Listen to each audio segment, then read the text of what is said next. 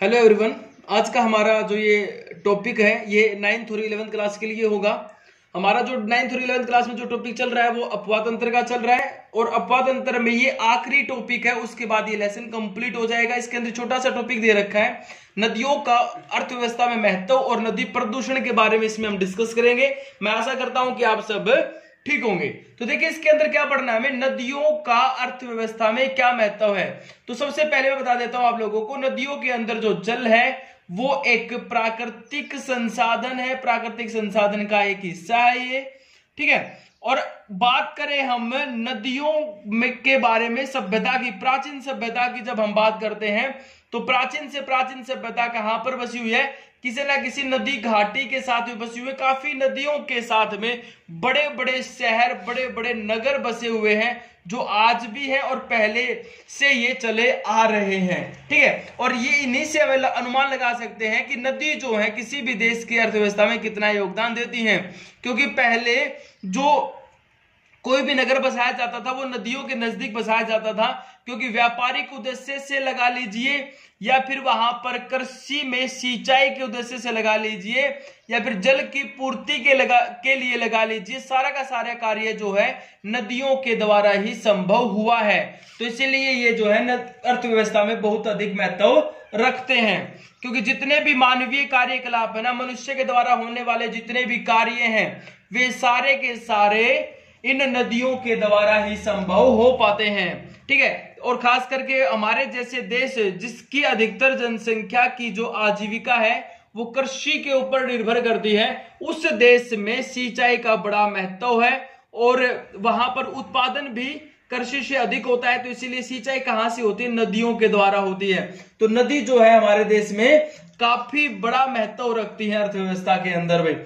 उसके बाद अगर बात करें नौ परिवहन है, सिंचाई के साथ में नौ परिवहन का कार्य होता है, ठीक है। यानी कि एक स्थान से दूसरे स्थान पर जाने के लिए नदियों के अंदर से नाव जो चलती हैं, परिवहन के साधन का जो प्रयोग किया जाता है। और सबसे बड़ा है जल विद्युत निर्माण, भाई बिजली का जो निर्माण किया जाता है ना, जल विद्युत जो निर्माण होता है वो भी नदियों के द्वारा होता है। कहता है कि हमारे यहाँ पर कुल जो विद्युत बनाई जाती है, कुल विद्युत का लगभग 22% हमें जल विद्युत से प्राप्त होता है, ठीक है। कुल विद्युत जितने भी बिजली बनाई जाती है, जिस प्रक्रिया से बनाई जाती है, उनका 22% किसके द्वारा बन रहा है, 22% जल विद्युत द्वारा बनाया जाता है। बड़े बड़े बांधों का निर्माण करके वहां से बिजली प्राप्त की जा रही है, ठीक है। उसके साथ में जल प्रदूषण की बात कर लेते हैं। देखिए जब किसी चीज की डिमांड बढ़ती है, मांग बढ़ती है और उसका उपयोग बढ़ना शुरू हो जाता है ना, तो वो क्या हो जाता है, वो प्रदूषित होना भी शुरू हो जाता है भाई, ठीक है। उसी प्रकार नदी जो है वो भी प्रदूषित होनी शुरू हो गई है, क्योंकि हमारे देश में पानी की लगातार मांग बढ़ती जा रही है, जल की डिमांड बढ़ती जा रही है, जिससे उसका आयतन कम होता जा रहा है, ठीक है। साथ में हमारे देश में जो बात करें हम विकास की, ठीक है, उससे क्या हो रहा है, उससे एक तो नगरीकरण में विकास हो रहा है, नगरों का विकास हो रहा है। दूसरा जो है औद्योगिकरण जो है उसका विकास हो रहा है, यानी कि नए नए उद्योग लगाए जा रहे हैं, जिसके कारण क्या हो रहा है, जिसके कारण नदियों के अंदर प्रदूषण की मात्रा बढ़ती जा रही है, ठीक है। जिस प्रकार इनकी लगातार मांग बढ़ती जाएगी, उपयोग बढ़ता जाएगा, नदियों के जल की जो गुणवत्ता है उसके अंदर गिरावट आनी शुरू हो जाती है, ठीक है, उसके अंदर कमी आनी शुरू हो जाती है। और जो क्या करता है, जो नदियों के अंदर प्रदूषण को बढ़ावा देता है भाई। अब इसमें क्या है, देखिए नगरों के अंदर से निकलने वाला जो गंदा जल है, जल या मल बोले हम, वो सारा का सारा गंदा नाला जो होता है ना, गंदे नाले के माध्यम से नदी के अंदर डाल दिया जाता है, ठीक है। पहला तो ये हो गया कारण। दूसरा कहता है उद्योगों से निकलने वाला जो अपरिष्कृत जो कचरा है या अपशिष्ट जो पदार्थ है वो भी कहां पर बहा दिया जाता है, वो भी नदियों के अंदर बहा दिया जाता है, जिससे नदी के अंदर प्रदूषण होना शुरू हो जाता है, ठीक है। और लगातार जब ये मिलता रहता है ना, तो उससे क्या होता है, नदी जो होती है वो प्रदूषित होनी शुरू हो जाती है। और सबसे बड़ी बात इसके अंदर क्या कह रहा है, इसके अंदर कहता है कि उसकी जो खुद निर्मल यानी कि जो खुद साफ होने की जो क्षमता है ना, यानी कि देखिए हर नदी के अंदर, हर जल के अंदर खुद अपने आप साफ होने की एक क्षमता होती है। कहते हैं ना कि गंगा जल कभी प्रदूषित नहीं होता, घर पर ला करके कितने दिन रख लीजिए, उसके अंदर क्या होता है, उसके अंदर कुछ जल के अंदर कुछ बैक्टीरिया ऐसे जन्म लेते हैं, वो जो उसके अंदर पाए जाने वाले कचरे को खुद समाप्त कर देते हैं। तो यानी कि जल के अंदर अपनी एक क्षमता होती है खुद साफ होने की, निर्मल होने की। लेकिन कहता है कि प्रदूषण का स्तर इतना अधिक बढ़ गया है कि उसके खुद निर्मल होने की जो क्षमता है वो भी खत्म होती जा रही है। ठीक है, इसमें गंगा के जल का आप एग्जाम्पल रख सकते हैं। उसके बाद क्या है, हमारा देश जैसे जैसे प्रगति कर रहा है, और इस प्रगति का कूड़ादान कौन है, प्रगति का कूड़ादान है अपनी नदियां।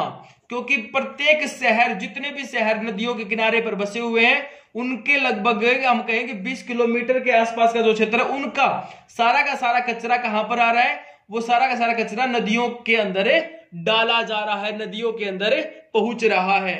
ठीक है, उसके बाद इसके अंदर आता है जो सबसे लास्ट मैं बता देता हूं हम लोगों को, हमारी जो संस्कृति है ना, हमारे जो धर्म है, वो भी क्या कर रहे हैं, वो भी नदियों के अंदर प्रदूषण को बढ़ावा दे रहे हैं। मोक्ष की प्राप्ति, ठीक है, पाप को धोना, पुण्य की प्राप्ति जो होती है, हमारी जो धर्म से संबंधित जो मान्यताएं हैं कि मरने के बाद जो अस्थि विसर्जन है वो नदियों के अंदर होता है। ठीक है, घर के अंदर अगर किसी भी भगवान की जो फोटो होती है, अगर मान लो वो फट जाती है तो उसको भी हम बहते पानी में विसर्जित करते हैं। उससे क्या हो रहा है, पानी जो होता है वो प्रदूषित होता चला जाता है। घर के अंदर होने वाला कोई हवन जो सामग्री है या जो भी कुछ हम ये कहें कि जो धर्म से जुड़ी हुई जो आस्थाएं होती है, उनको हम कहां बहा देते हैं, उनको हम नदियों के अंदर बहा देते हैं भाई। उससे भी क्या हो रहा है, नदी प्रदूषित होती जा रही है। ठीक है, इसके ऊपर काफी योजनाएं चलाई गई हैं इनको शुद्ध करने के लिए। लेकिन अब जो आज मैं जो वीडियो बना रहा हूं, आज तारीख है 3 जून।